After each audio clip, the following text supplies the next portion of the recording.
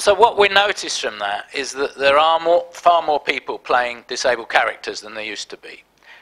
The only problem is quite a lot of them are not disabled people and have very little experience of being disabled people. Some of them spend quite a lot of time, like Daniel Day-Lewis there in My Left Foot, went round for 3 months in a wheelchair, and the paintings that were in the film he painted with his left foot himself.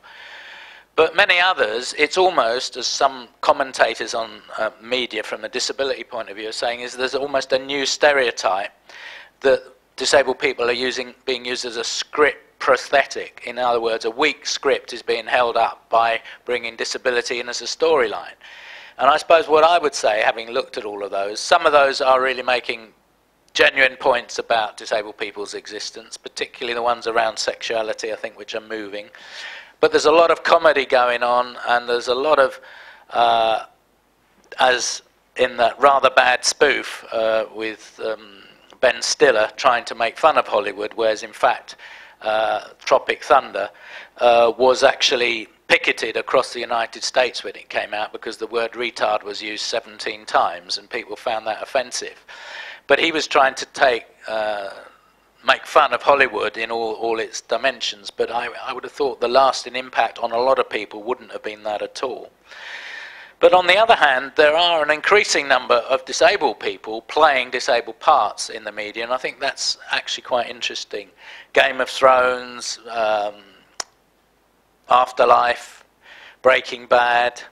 Even on Emmerdale, we had Kitty McIver till she died for 4 years as a blind person, not just as part of the soap. Cast-offs, we saw all disabled people. David Proud and now Lisa in EastEnders, you know, making it ordinary. Liz, who's also here with us, Silent Witness.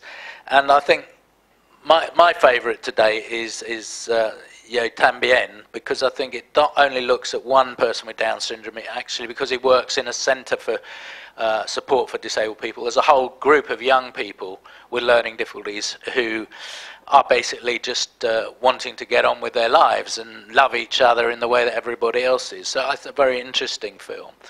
But what's also true is that you have to wait quite a long time for each one of these. They're not there all the time, in the way that there's a huge output in the rest of film, drama, television, of good productions.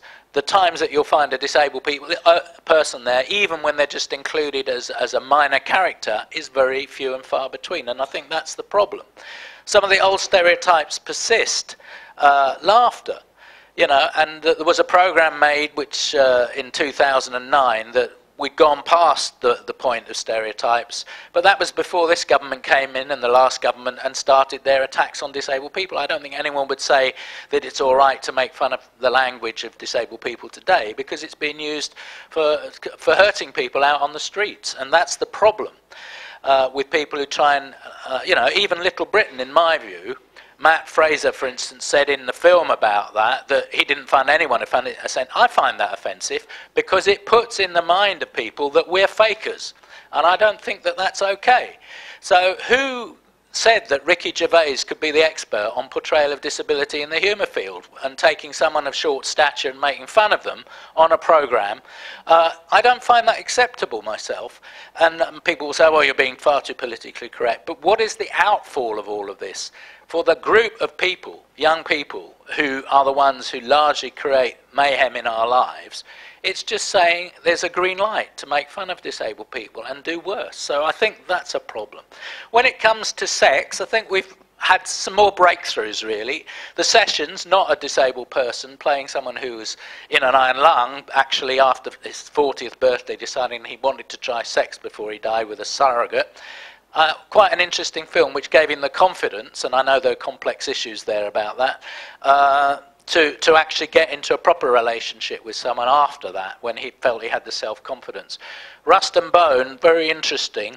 I don't know how they made Marilyn Coulthard like that with those legs, because you know, she was playing it herself, but it's the story of someone who lost their legs, was in a complete depression, and this sort of rather no-hoper guy sort of befriends her and really brings her back into being a person. Of course, we still had things like Hunchback of Notre Dame, who is rejected in the end by Esmeralda, courtesy of the Disney Corporation, and he is left to go off with a little girl. Sixth Happiness, you saw that scene, Every Time You Look at Me, was perhaps the first thing on television where we had two disabled people in the lead role, unlike Theory of Flight, where we had two non-disabled people in lead roles, one playing someone with MS, Helena Bonham Carter. And I said, and the Theory of Everything, which was a big blockbuster, I felt was a bit simplistic about the position of disabled people, but it did show Stephen Hawking's in having a family life and getting on with it. So what's the way forward? Well, I think we have to look back to some things we put out 10, 15 years ago and say that we're still asking media image makers to shun one-dimensional portrayals, to avoid depicting us as always receiving, avoid presenting physical and mental characteristics as determining our personality. They are not. We have as many personalities as any other group of people. Refrain from depicting us as objects of curiosity.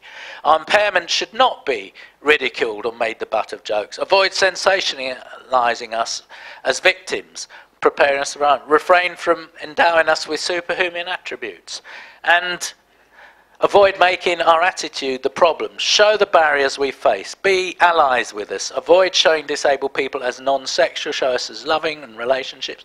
And above all, show us as ordinary, an ordinary part of life. Now, we made this appeal back in the 90s. I feel that we have to make this appeal again. Despite those few peaks of good portrayal, the vast majority of image makers, actors, writers, producers and directors still haven't got the message that as 20% of the population, we have a right to be in the representation that everybody else sees of themselves. And we've been hearing the last week or two on Radio 4, Lenny Henry talk about raising the bar on the colour bar in acting and performing. And that has been achieved to some extent. Quite a big extent. It hasn't been achieved when it comes to disability portrayal. And of course there is a separate argument that disabled parts should only be played by disabled people. As you'll see from my selection, I don't think that that's an essential point, because many, certainly the King's Speech and some of those other parts couldn't have been played, and many would have never got made. Though I do think that there needs to be much more chances given to disabled actors, first of all to be in film, TV and so on, and on the stage, but also to then show what they can do, so and eventually they are doing some of the lead parts. So that's a very quick view of 110 years of moving images, but I hope it gets us started for today, and I'm going to ask Susie Burrows now to come over and take over for the actor panel as the first one, and the people who are on that come up. Thanks.